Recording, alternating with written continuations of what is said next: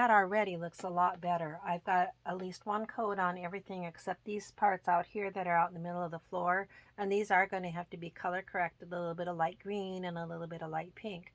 You might have noticed as I went, that as I got down here, I added a little bit of brown to that paint so that when I do the next stage, I may not have to do much else with that. We'll see. I'm going to get the walls out now and dry fit and just see how much of that has to be changed or repaired.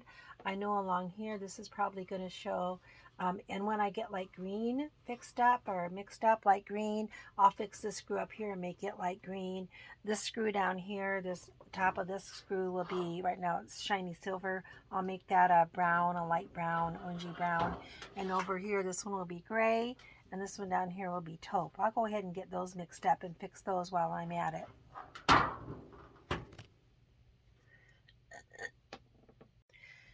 So this is working pretty well, so I thought I'd show you what I'm doing. I've got this wall up here, and I've lined up those holes for the screws, so I know exactly where it's going to go. I've mixed up the right color of paint for over here, which is kind of a very pale orange, a little bit of a pinkish brown, and I'm actually tipping this wall back, and then I can get my brush under there to touch that up with the right color. So I don't know if you can see, but right in here it's white because I put that white paint on there, and I'm going to touch that up with this a little bit of a more of a pink or light orange. I think my big arm's going to get in the way if I try to show you, but I can actually tip that wall back and just hit there along that edge with that right color and fill that in. So I will get that done next. All right, I think we better do an update. I told you how I had this wall propped up here and I leaned it back and was painting. That worked pretty well, but what I found worked almost a little better was I got my lead pencil out, and then I lined up the holes of the wall against the base, and then I tipped it back like I showed you before, and then I drew a line along here, light pencil line, right here on the edge, so that I could see everything that was going to show on this side of the wall,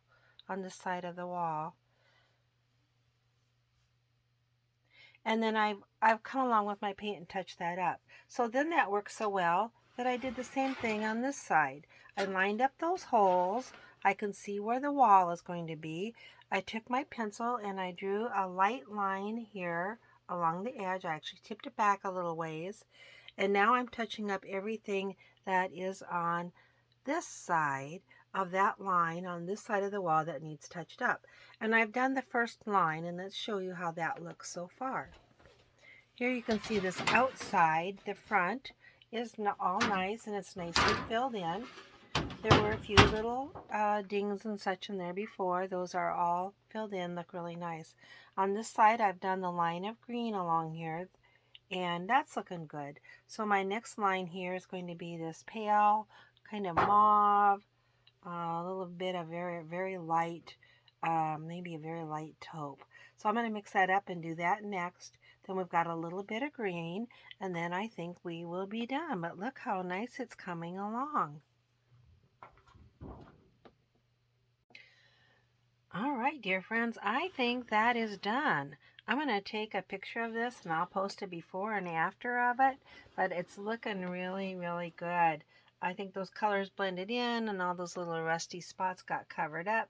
I'm very happy with it. Now again, as I assemble it, if anything shows over here that I'm concerned about, I'll do a little more touching up. But from what I've looked at, this is all going to be under the wall, so I'm not going to do a single thing more with it as far as I can tell. All right, my next step is I will photograph all of these pieces off of camera, so we will have those if we need them for any reason. And then we'll come back, polish it up, and assemble it. Thanks. We're ready to wrap up the work on our Wolverine house. I have it cleaned and I have it photographed and I've touched up the paint. But I remembered last night I need to get the roof out and take a look at it. I had it, remember, stacked away up on my top shelf. So I got it out. I'm kind of glad it was labeled because I was like, oh, which roof goes to that house? And it's got a label. It says Rosewood Manor on it. Today's Kids, made in USA, 1980s, vintage doll. and it said number 40. But I bought this on eBay. So at one point they must have had this in their shop or bought it at a shop or an antique store. So I need to get those labels off. It's got a little bit of like an old label up here, needs to be cleaned up. We'll just do a general cleaning on it. We'll start with rubbing alcohol and then that other number 9 cleaner, I think it's called. And then as I think I told you before, I didn't think it needed paint, but it does have some dents. So we'll straighten it out just a little bit. Then it's going to be ready to go on. We'll be ready, I think, to put this house together. Let's get it cleaned up.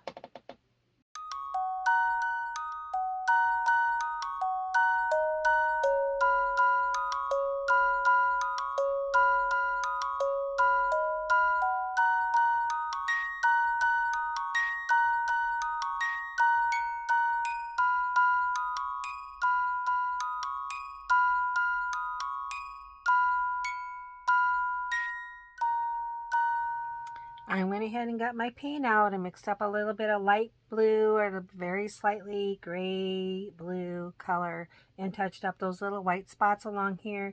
There were a couple other little scratches or spots where the paint was thin, and every one of those I've just touched up a little bit. This roof is as good as it's going to be. You can see it's got a few little bends in it, but nothing crazy. We'll bend it back down into the V shape it needs to be in when we're ready to assemble the house. So I think we're ready to polish this and then put it together. Nearing the end of the project is always an exciting time. So what we're going to do next is polish all of the pieces that have already been painted and touched up. And then we'll assemble the house. But in preparation for that, I've taken all of these little plastic lock nuts that are typical of a Wolverine house. And remember, this house is made by today's kids, but they had changed the name of their company. It was previously Wolverine. So there's very many similarities to this house as far as the construction between it and the Wolverine houses that I have worked on with you in the past. But they changed their brand name to Today's Kids, so it was manufactured under a different brand name. But the size is the same and the construction is the same too. So it's got these little plastic lock nuts. Now I think I'm going to assemble this. A lot of times when these were assembled originally, these little nuts were on the inside of the house with little screws on the outside. But as I've seen some of my friends put their houses back together or rebuild them, they put these little locking nuts on the outside of the house with a little flat screw top on the inside, which makes the inside, I think, a little cleaner looking, a little neater. So in preparation for that, I'm going to paint all of these white, Dollhouse white. I'll probably do 2 coats, then let them dry, and while they're drying, I'm going to polish the rest of the house. I'm going to go ahead and paint these and lay them aside to dry. When I come back, we're going to polish the house up. I got those little locking nuts painted 2 coats and I've set them to dry. Okay, I'm ready to polish that. Now this is the product I like to use, New Finish Once a Year Car Polish. I've used it before and really like it. Unfortunately, I've almost used my bottle up.